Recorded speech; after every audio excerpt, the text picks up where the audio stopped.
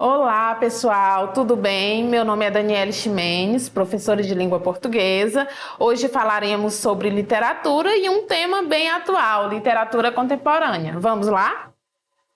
Então, pessoal, falando acerca da definição do que é contemporâneo, eu peguei esse significado aí do dicionário online, e aí você pode verificar outras definições e a gente vai observar vários significados relacionados a essa palavra. Então, o mais usual, quer dizer, o mais comum, é aquele do tempo atual, que acontece ou tem seu início no presente, no tempo em que se está vivendo. No caso, literatura contemporânea, o dicionário acaba por utilizar essa nomenclatura, tá? Então, quando nós falamos de literatura contemporânea, há uma controvérsia, quer dizer, não há um consenso de conceituação, principalmente de tempo de produção, quer dizer, quando inicia o modernismo, a gente sabe, quando ele conclui, alguns autores, críticos literários, dirão que o modernismo ainda acontece até os dias atuais.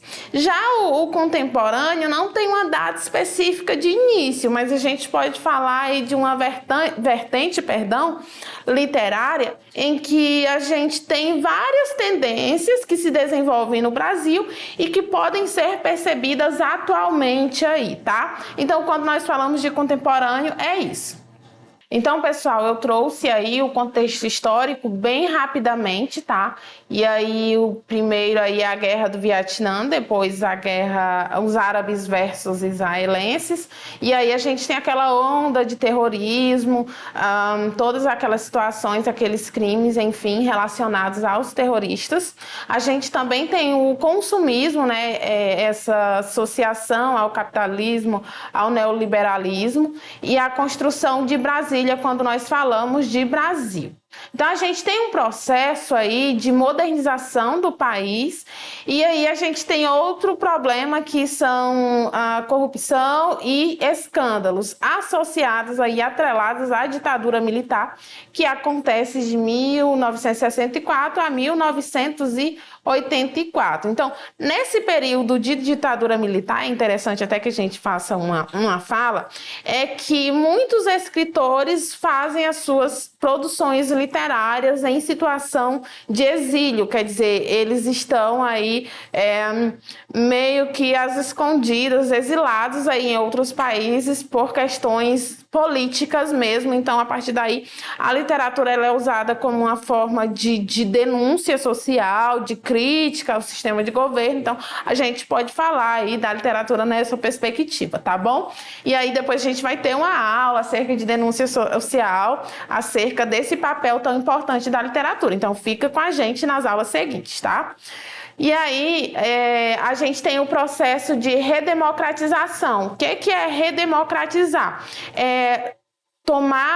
Retomar para o povo o poder, quer dizer, a gente tem aí agora, novamente, um governo em que o povo decide quem irá governar o país. Então, a gente não tem mais uma ditadura, uma imposição ali política, e a gente volta ao presidencialismo, tá? Que aí é o sistema de governo do país que perdura até hoje. As características principais, e a gente vai abordar de forma também bem sucinta, afinal, o objetivo dessa aula é trazer um panorama, quer dizer, uma visão geral dessa modernidade, apesar de ela se dividir aí, a gente terá outras aulas bem detalhadas. Primeiro é a pluralidade de tendências e conteúdos, quer dizer, nós não temos agora no contemporâneo uma única tendência, um único foco ali que se sobressai. A gente tem várias tendências que se desenvolvem simultaneamente e que tem grande valor aí acerca de conteúdo aí, de produção literária e nas artes também, que são bem importantes para esse período. Temática político-social, como eu já falei para vocês, abordei, e o experimentalismo formal também é muito comum. A gente vai ter uma produção do conto e da crônica que ganha destaque. Até então a gente não fala tanto de crônica, a gente até fala de conto, mas de uma forma bem, como eu poderia dizer, suavizada, não aparece assim de forma tão intimista. E a crônica ela vai surgir mesmo e ser abordada aí, é o gênero aí do contemporâneo, tá? A gente tem a linguagem cinematográfica, a violência urbana é bastante retratada e a subjetividade, tá? E aí eu trouxe o concretismo, que é uma das tendências, tá? Que acontece aí de 1950 a 1960, a inovação e mistura de artes, tanto artes plásticas quanto música, dança, arquitetura. A gente tem a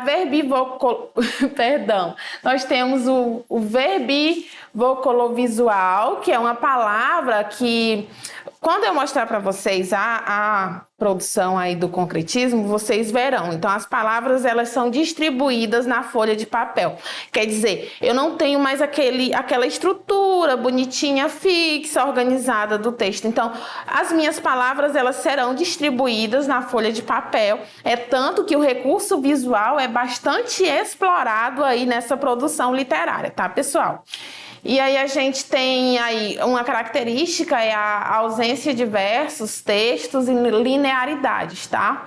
E aí os principais autores, a gente tem o Décio, o Augusto de Campos e o Haroldo de Campos. Eu trouxe para vocês aí um exemplo do concretismo, tá? Que é um poema, de fato, de caráter mais visual, em que a gente tem, logicamente, a presença do verbal, mas esse verbal, ele aparece de forma bem visual, de forma bem subjetiva, quer dizer, o leitor, ele interpreta da maneira que ele acredita ser a correta, tá?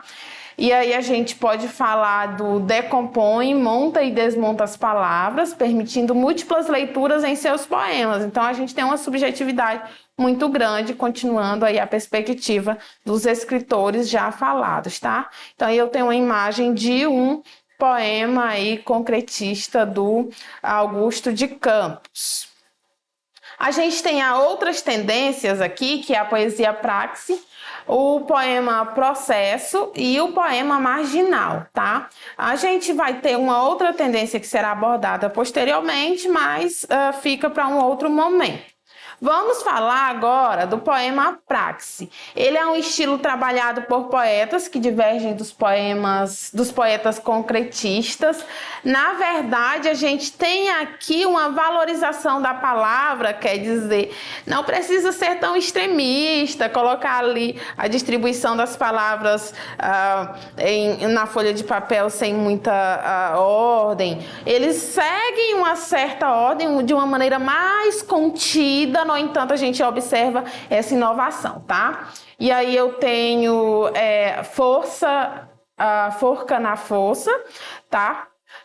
Do Mário Chamier, que diz assim: a palavra na boca a palavra força. A forca da palavra força, a palavra rolha fofa. A rolha fofa sem força, a palavra em folha solta. Então, observa, inclusive pela dicção maravilhosa da professora, vocês perceberam, que esses poemas, essas produções, elas têm um caráter bem específico de trocadilhos, quer dizer, que você brinca com as palavras, criando, de fato, essa característica da literatura, tá? E aí a gente tem o poema Processo. Esse poema, gente, ele é mais radical, tá? É uma versão mais radicalizada do concretismo. É tanto que a gente tem a distribuição aí de forma bem mais detalhada, bem mais trabalhada dos signos visuais, que são os elementos visuais. Esse poema aí, intitulado Numéricos, de Vladimir Dias Pino, ele data de 1960 e comprova, de fato, essa radicalidade dessa produção literária, tá? A gente também tem a poesia social, que é feita com uma linguagem simples, aí busca tematizar os problemas da sociedade contemporânea, Na verdade, essa produção, e quando a gente fala de problemas sociais, a gente já observa isso desde lá, resquícios do Barroco. Eu acredito que a partir do arcadismo, lá, a gente, no período da Inconfidência Mineira, a gente já observa essa produção literária de denúncia social, mas aqui a gente tem o foco na poesia também, não que as obras relacionadas à prosa não se desenvolvam, elas se desenvolvem sim, com muito êxito, para falar a verdade, mas aí a gente já tem essa produção e que ela segue e continua aqui no contemporâneo, tá? E aí a gente tem a Arte de Amar, do Tiago de Mello, que diz assim: não faço poemas como quem chora, nem faço versos como quem morre. Quem teve esse gosto foi o Bardo Bandeira. Quando muito moço, achava que tinha os dias contados pela tísica e até se acanhava de namorar. Então, a gente tem aí um poema social, tá? E aí a gente tem a poesia marginal, que também é produzida artesanalmente, quer dizer, a gente tem a produção mão a mão, não tem a divulgação em panfleto, mas a produção mão a mão mesmo, tá? Sendo muito diversificada, abre espaço a diversos temas e formas. Aí a gente tem o soneto da Ana Cristina César. Diz assim: pergunto aqui se sou louca. Quem quer saberá dizer. Pergunto mais se sou sã e ainda mais se sou eu. Que uso o viés para amar e finjo fingir que finjo. Adorar o fingimento fingindo que sou fingida. Então, observa aí a repetição do verbo aí do fingir, tá? Aparece constantemente nessa produção. E aí eu chego à questão para vocês. Então, observa que até aqui a gente viu que quando a gente fala de contemporaneidade, de literatura contemporânea, a gente tem várias vertentes, várias áreas de abordagem, de atuação. Então, o Enem aborda bem, tá? Quando você observa quais são os assuntos que mais caem, as temáticas que mais são abordadas, a gente observa a literatura contemporânea, lado a lado aí com o realismo, tá? Com o modernismo, que tem uma produção bem expressiva. E aí essa questão aí é do Enem de 2017. O título é Contra Narciso. Diz assim: em mim eu vejo outro, e outro, e outro. Enfim, dezenas. Trens passando, vagões cheios de gente, centenas. O outro que há em mim é você. Você e você. Assim como eu estou em você, eu estou nele, em nós. E só quando estamos em nós, estamos em paz, mesmo que estejamos a sós. Aí do Paulo Leminski, tá? Que também é um dos escritores. Vamos à nossa questão, entender o que a pessoa que produziu essa questão, que o Enem queria da gente, tá? Então vamos lá, diz assim: a busca pela identidade constitui uma faceta da tradição literária, redimensionada pelo olhar contemporâneo. Gente, o que é tradição literária? Quando a gente fala de tradição literária, é algo consagrado, algo que divulgado, disseminado, que aparece aí nas academias. Quando nós falamos de literatura, é importante que você saiba que é uma informação adicional e que de repente vai te ajudar a entender muito como a gente tem os clássicos da literatura brasileira, como Dom Casmurro e outras obras aí bastante importantes, é que isso acontece nas academias, nas universidades. Eles fazem uma análise daquela obra, identificam a importância daquela obra para a literatura brasileira, para a formação da literatura brasileira, começa-se a divulgar isso, principalmente nos cursos aí de licenciatura de língua portuguesa, em que a gente tem disciplinas específicas de literatura. Então, essas obras elas acabam por ser abordadas e se tornar aí tradição literária, não somente pela aceitação do público, mas pela característica mesmo ali abordada, pelas minúcias, pelos detalhes da produção pela importância da obra, tá? No poema, essa nova dimensão revela a... Então, observa que a gente está falando sempre novo, contemporâneo, novo. Então, a gente tem uma nova dimensão, uma nova forma de mostrar aqui uma tradição literária, uma redimensão, tá? Vamos lá. Revela o quê? Letra A ausência de traços identitários. Letra B, a angústia com a solidão em público. Letra C, valorização da descoberta do eu autêntico. Letra D, percepção da empatia como fator de autoconhecimento. E letra E, impossibilidade de vivenciar experiências de pertencimento. Então, a gente tem aqui uma percepção da empatia como fator de autoconhecimento. Observa que a produção ali, ela tem sempre voltada para o eu, para o nós, para o agente. Então, a gente tem a percepção aí da primeira pessoa muito presente, tá? Então, a gente tem essa percepção de empatia. Então, resposta correta aí, letra D, tá? Vamos a mais uma questão. Esse texto vai até curtinho, né? Mas não se preocupa que o próximo ele parece ser um pouquinho extenso, mas vamos lá, calma, você tem que treinar para o Enem, inclusive fazendo simulados e aí fazendo planos de estudo, tá? Então, continua. Essa questão, ela é do Enem de 2019. Diz assim: é de morte, só vai. Morte é de morte. Detetive particular. Está na plaqueta. Tem o escritório numa galeria de Copacabana entre um fliperama e uma loja de carimbos. Dá só para o essencial, um telefone mudo e um cinzeiro. Mas insisto numa mesa e numa cadeira. Apesar do protesto das baratas, elas não vencerão. Comprei um jogo de máscaras.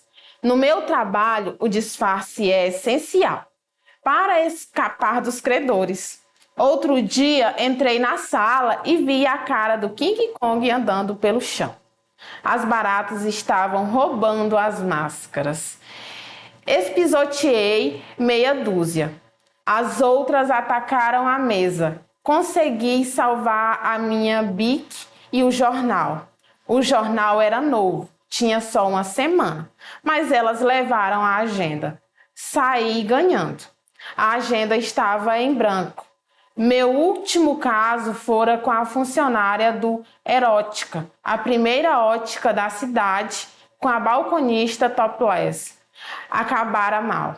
Morte é de morte. Está na plaqueta. Então, aí é do Veríssimo essa produção, tá? Vamos lá, questão. Aí a gente tem uma crônica, como eu falei para vocês, as crônicas agora no contemporâneo entram com tudo. E se você não sabe o que é crônica, duvido que quando eu falei lá atrás você ficou pensando, mas o que é crônica? Professora, conto ainda vai, que a gente escuta no jardim os contos de fadas e outras histórias aí. Mas o que é crônica? Gente, crônica é um gênero textual que aborda temas do cotidiano. Lá vai outra palavra. Cotidiano, professora? Temas do dia a dia, tá? Então, de uma forma literária. Vamos lá ao comando da questão. Nessa crônica, o efeito de humor, quer dizer, o que torna ela engraçada, é basicamente construído por uma letra A. Segmentação de enunciados baseado na descrição dos hábitos do personagem. Letra B. Ordenação dos constituintes oracionais, na qual se destaca o núcleo verbal. Letra C. Estrutura composicional, caracterizada pelo arranjo singular dos períodos. Letra D. Sequenciação narrativa, na qual se articulam eventos absurdos. E letra E. Seleção lexical, na qual predominam informações redundantes. E a nossa resposta aqui é uma sequenciação narrativa, tá?